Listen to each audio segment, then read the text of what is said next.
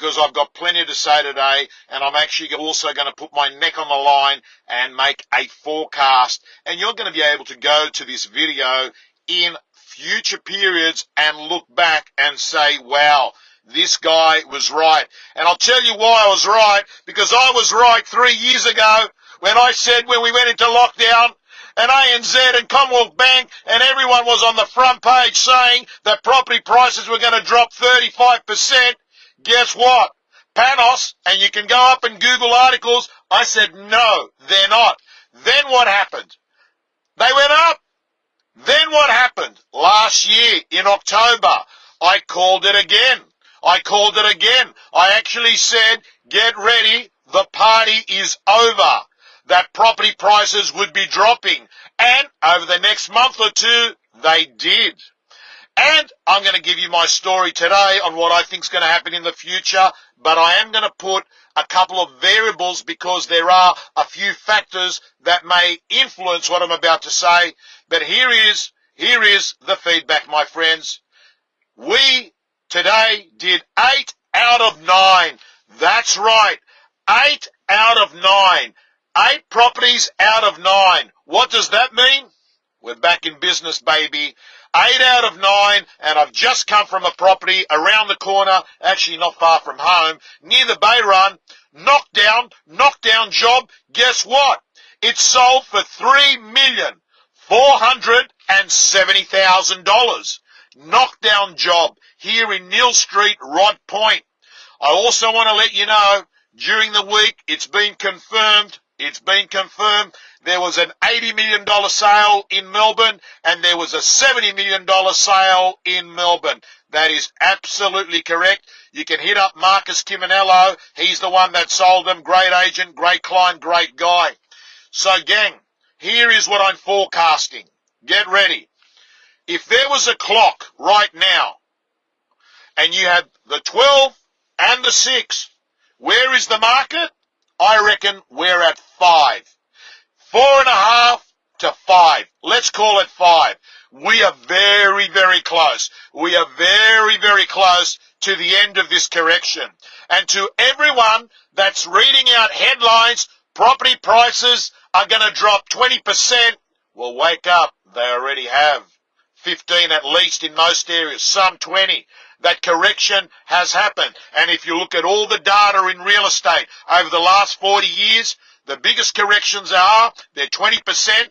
And what's more interesting is, within 2 years, that correction is made up. So here are the factors that are going to indicate how far we are from the bottom, because spring is going to be a test. Here are the factors. Number 1, we clearly know that fixed rates long term have come down, at least from one of the banks. That's sending a message to buyers that interest rate rises are not a long-term chronic thing that we're going to live for. They can tell that it's a tool that's been used in the short term to take care of inflation. Number 2, the next factor that's going to influence what's going to happen and whether we're going to drop another 5%, which I think is a possibility. It could even be 7%. Number 2 is this. And Lisa knows, she's smart, she knows it's insane info, because she knows what I'm talking about is the damn truth. And you know, I haven't been talking it up. I've been very realistic, and I'm telling you right now, this is the other factor that's going to affect the market: supply of new listings. If the supply of new listings becomes high in spring, and there's no indication that it's going to be a super high spring, because there is no distress selling, my friends. And when there's no distress selling, people turn around and say, I'm not going on the market. I probably won't get my price. I don't have to sell. I've got a job.